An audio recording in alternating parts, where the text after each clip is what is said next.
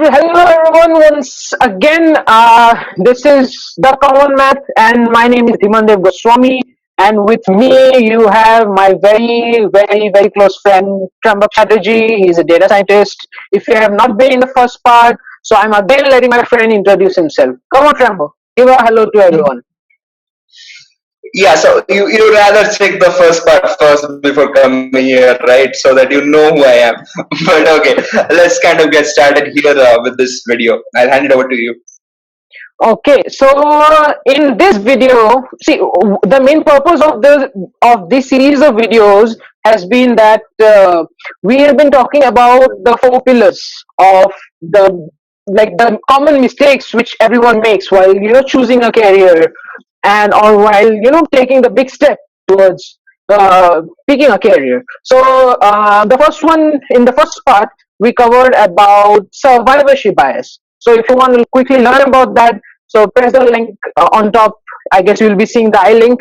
You just press that, and you can go and check out the first part. So in this part, and it's independent, but it'll be good if you watch that one. There's a flow to it.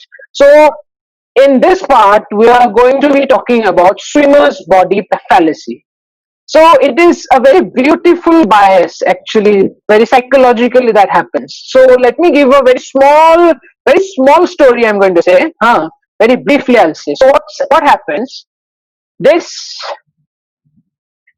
this consider this boy is Trambo, okay, smart, handsome young boy, okay, a little amount of fat he has, okay.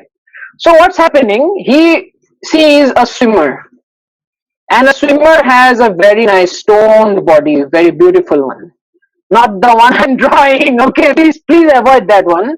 But that a swimmer has a very beautiful, nice body. Okay, so and this is the swimming pool. So he sees. So what happens? Trambak sees this person. Now he watches him, and then he says to himself that, "Wow," or "Mom, Dad," or like says to himself, "Okay, Trambak, you have to get that body. That body is so beautiful." So what happens? To get that body, you go to you go and fill this form for swimming lessons, okay, or swimming lessons. Okay, I guess I cluttered this space. So what happens is that you go and fill up this form for swimming lessons, and I write SL. So and then you take the swimming lessons, and after 6 months and 1 year of swimming, you see that your body didn't change into this one, the one which you thought. Your body changed to something different. Maybe you became thin, you lost some fat, but you don't look like this person. Then you started thinking, I swim a lot, I did the same exercise, I still don't have the same body. So that's the swimmer's body illusion, which happens in our careers too. So this is the main biggest thing which happens with coaching centers, or which happens with big students. So what happens? Every person is different. So in this swimming, also, this person has that body. That's why he's swimming. It's not because, Correct, are you getting the point? It's not because he's swimming he is getting that body. correct. It's like something if you try to like even try to relate it with actual level of swimming. Like we all know Michael Phelps, right? He is an all-time highest Olympic gold medalist, and like he's 6'4", he has Yeah, that lean body. Is like perfect. It's like idealized for the perfect body one can have for swimming, right? But at the end of the day, like as this swimmer's body fallacy talks about, it is because of his body that he is able to kind of do all the swimming that is required to kind of actually even win at even the Olympic levels, right? It's not the other way around. Like we should infer it that because that is the necessity to drive. yeah. I mean, the body is necessity to drive the force into the swimming and not vice versa. That is the understanding that we get from the swimmer's body fallacy, right? Yeah. So if that's what's happening. So when you go to the Olympic round, if they don't see that you have done that 6 month training or not, the first thing what they check is the physical education. The physically educated person is going to check you that you have that height, you have that knee length, you have the gap between your knees or not. So that's now. I guess now let me relate it to the real world scenario. So what's happening?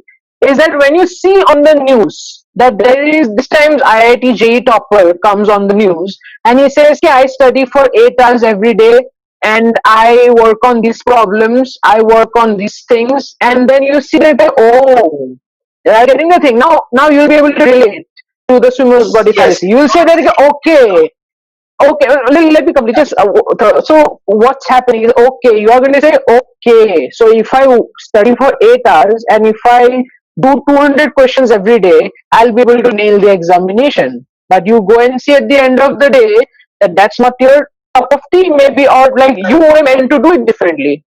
Yeah, correct. Yeah, like as you are saying, right? It just varies depending on the person, right? So for a few person, like even studying an hour a day could suffice. For few, even it should be like 4 hours a day that will suffice for the same amount of time. So I mean, for the same amount of education that they are trying to achieve, or same amount of performance rather they are trying to achieve. So yeah, it varies, like, so we can't like just directly conclude, like as you are even mentioning in the swimmer's body fallacy, right, that it's not a generic uh, thing that we should take in, and it's a cognitive bias only, right? It's a cognitive bias that we are thinking, like if we are yeah, looking at a swimmer's body, and then if we start swimming we will be getting a similar body, which in turn actually is analogous to like a performance metric that we want to establish in any of our fields that we are trying to do. So yeah, this is an interesting aspect as well, right? And definitely a common mistake that many of us often tend to do, and it is better to even avoid. yeah, yeah, true. So actually, what's happening? So while making these decisions, see, we have a scant of, as see, everyone cannot be rational totally, right? Okay, so what's happening here is that, so see, we created, people created certain right hand rules, right hand thumb rules, we say, right? So those in data science is also or in any sciences is known as heuristics, in psychological sciences also. So heuristics also right hand rules, thumb rules, which you follow to take decisions. So Yes, right, so I would say this should be a second thumb, this there should be a second rule inside your head. So whenever you are going to make a decision that, okay, I'm not going to, you must say to yourself, I'm not going to make a swimmer's body paradoxical mistake. I'm not going to get trapped into this fallacy. So it's stay correct. tuned, I guess, right? So we can conclude with that in the second part, and hope to see you on, there are two more parts. So stay tuned with us. Not goodbye. See you soon. See you in the next video. See you soon. See you in the next video. Thank you. Yeah.